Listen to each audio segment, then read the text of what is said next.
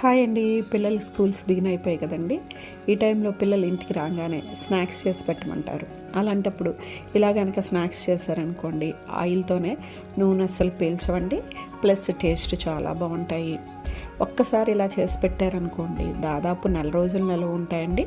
Tea time snacks కింద పెద్దవాళ్ళు కూడా తినొచ్చండి.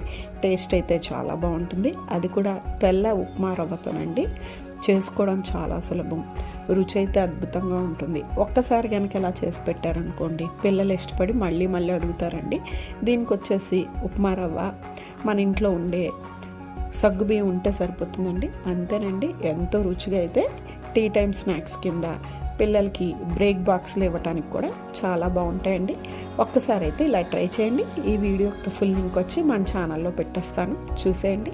ఎవరైనా కనుక ఫస్ట్ టైం నా ఛానల్ చూస్తున్నట్టయితే మీకు వీడియోస్ నచ్చాయనుకోండి, లైక్ చేయండి, షేర్ చేయండి, సబ్స్క్రైబ్ చేసుకుని ఛానల్ని అయితే ఫాలో అయిపోండి. థ్యాంక్ యూ అండి. Thank you so much for watching. మరో మంచి వీడియోలో మళ్ళీ కలుద్దాం.